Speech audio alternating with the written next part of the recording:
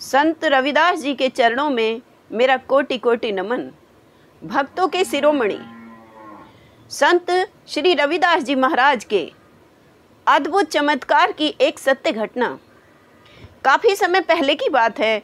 उन दिनों काशी को भगवान भोलेनाथ की कृपा से विद्वानों और संत महात्माओं की तपस्या स्थली माना जाता था।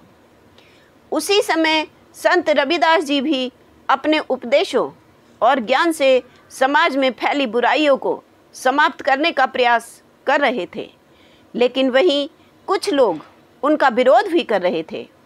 उनमें काशी के सारे पंडित, जिनकी संख्या लगभग 700 थी, वे स्वयं को बड़ा ही ज्ञानी और धर्म का पालन करने वाला मानते थे। उन्हें ऐसा लगता था कि वे शास्त्रों के पूरे ज्ञानी हैं। उन्हें शास्त्रार्थ में कोई हरा नहीं सकता। जब कभी भी कोई सभा होती तो वे एक ही चर्चा पर विचार विमर्श करते थे कि कैसे इस मोची को, जो जाति से भी अशुद्ध है, इसकी मान प्रतिष्ठा को कैसे समाप्त किया जाए। वे सोचते थे कि रविदास को धर्म का, शास्त्रों का कोई ज्ञान तो है नहीं, फिर यह लोगों को धर्म का उपदेश क्यों दे रहा है। इससे तो हमारे सम्मान पर भी दाग लगेगा। ये तो सरासर हमारा अपमान है।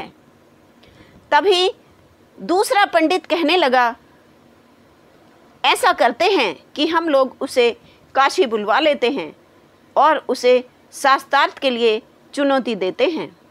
जब हमारे प्रश्नों का उसके पास कोई उत्तर नहीं होगा, तब लोग उसकी सच्चाई को जान जाएंगे। यह विचार सर्वसम्मति से पास हो गया और 700 पंडितों ने एक पत्र लिखा, एक व्यक्ति के हाथ में दिया और उसे रविदास जी के पास भेज दिया। पत्र में उन्होंने लिखा था कि संत रविदास जी, हमने सुना है कि आप धर्म का प्रचार कर रहे हैं। आपके पास बहुत से अनुयायी भी हैं। यदि आप सचमुच शास्त्रों का धर्म और ज्ञान रखते हैं तो आप काशी पधारिए और हमारे साथ धर्म शास्त्रार्थ कीजिए। यदि आप हमारे प्रश्नों का सही उत्तर दे पाए तो हम आपको धर्म प्रचारक के रूप में स्वीकार कर लेंगे, और यदि आप यह ना कर पाए तो कृपा करके धर्म का ये झूठा प्रचार और ढोंग आपको बंद करना होगा। संत रविदास जी ने जब यह पत्र पढ़ा तो वे मुस्कुरा उठे। अंतर्यामी थे, समझ गए कि ईश्वर यही चाहता है कि इन धर्म के ठेकेदारों का भ्रम टूटे और सत्य का प्रकाश उनके दिलों को प्रकाशित करे। यह सोचकर वे काशी जा पहुँचे। काशी में एक बहुत बड़ी सभा का आयोजन किया गया था, जहाँ 700 पंडित अपने शास्त्रों के साथ आकर विराजमान थे, और शास्त्रार्थ सुनने के लिए उनके अनुयायी भी बड़ी संख्या में वहाँ पर आए थे, जो देखना चाहते थे कि देखें यह मोची इतने ज्ञानियों का सामना कैसे कर पाएगा। पंडितों को ऐसा लगता था कि उनके ज्ञान का और वेदों का अध्ययन का कोई मुकाबला कर ही नहीं सकता। कुछ शूद्र जाति के लोग भी वहाँ आए थे, जिन्हें थोड़ी दूरी पर नीचे बिना बिछावन के स्थान दिया गया था।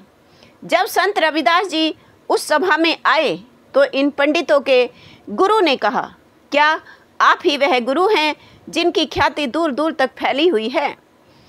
आप को पता तो है ना कि काशी विद्वानों की नगरी है। यहाँ की सभा में केवल विद्वान ही भाग ले सकते हैं। और हाँ, आपको इतना गर्व स्वयं पर कैसे है कि आपने हमारी चुनौती को स्वीकार कर लिया? क्या आप भूल गए कि आप एक चर्मकार हैं, जिनका ज्ञान से कभी वास्ता ही नहीं रहा, और हम इतने सारे पंडित हैं जिनके रक्त में भी ज्ञान की धारा बहती है। तब संत रविदास जी ने बड़े ही विनम्र स्वर में उन पंडितों से कहा, श्रीमान, मुझे किसी बात का गर्व नहीं है। मैं तो सिर्फ ईश्वर की भक्ति में विश्वास रखता हूँ, और वास्तव में वही सच्चा ज्ञान होता है। शास्त्रों का ज्ञान तो केवल मन का एक भाव है, परंतु देखा जाए तो सच्चा ज्ञान मन की निर्मलता से आता है। शास्त्रार्थ प्रारंभ हो गया। पंडितों ने बड़े ही जटिल कठिन प्रश्न पूछे, कई कठिन श्लोक पढ़े और फिर उनका अर्थ बताने को रविदास जी से कहा। रविदास जी ने सभी प्रश्नों के उत्तर बड़ी सरलता से और धैर्यपूर्वक दिए, लेकिन उनके उत्तर पंडितों के शास्त्रों के हिसाब से जरा हटकर थे। रविदास जी ने कहा, वेदों और शास्त्रों में जो श्लोक हैं उनका उत्तर कुछ शब्दों में कैसे हो सकता है? उनका उत्तर तो जीवन की कठिनाइयों में और भक्तिपूर्ण जीवन के अनुभवों में छिपा है। ईश्वर को पाने का सही मार्ग सच्चाई और दीन दुखियों की सेवा से है, न कि केवल शास्त्रों को पढ़ने कंठस्थ करने से हो सकता है। संत रविदास जी के वाक्य में इतनी सच्चाई और इतने गूढ़ ज्ञान छिपा हुआ था कि ये जो 700 पंडित संत जी को अपमानित करने के लिए ये प्रपंच रचे थे, वे अब केवल मौन थे।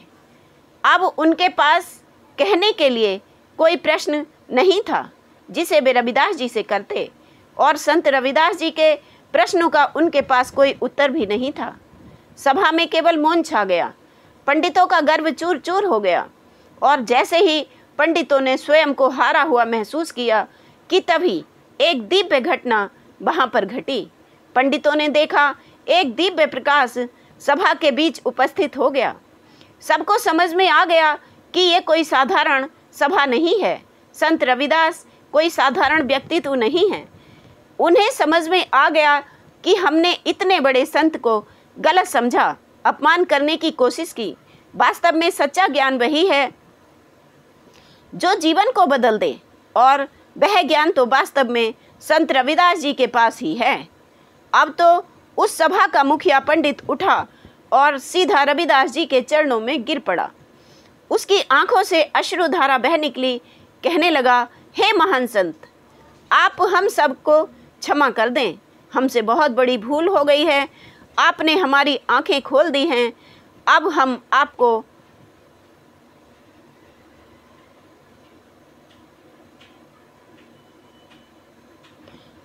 सबको समझ में आ गया है कि जाति वर्ग में जन्म लेकर कोई बड़ा या छोटा नहीं हो सकता, बल्कि सच्चाई और प्रेम सरल हृदय ही भक्ति के सच्चे मार्ग को अपनाता है। अब गुरु रविदास जी ने कहा कि ये सब भगवान की ही लीला थी। वही आप सबके हृदय में ज्ञान का प्रकाश चाहते थे। कोई भी व्यक्ति बड़ा या छोटा नहीं होता, केवल व्यक्ति के कर्म और भक्ति ही उसे ऊंचा बना सकते हैं। आप सब भी प्रेम और समर्पण की राह पर चलिए और समाज से ऊंच नीच के भेद को समाप्त कीजिए। संत रविदास जी ने ही हम सबको ये बताया कि समस्त संसार के प्राणी एक समान हैं। यदि व्यक्ति में अहंकार उत्पन्न हो जाए तो वही उचित मार्ग से भटक जाता है, और यदि मन साफ है, प्रेम है, भक्ति है, दया है, तो हमें ईश्वर की सच्ची कृपा प्राप्त होगी और नित्य प्रभु का साक्षात्कार भी होगा। प्रिय भक्तों, यदि आप चैनल पर नए हैं या अभी तक आपने चैनल को सब्सक्राइब नहीं किया है तो अवश्य कर लें, और अपने मित्रों में शेयर करना ना भूलें। कमेंट में जय रविदास जी, जय भीम लिखना ना भूलें।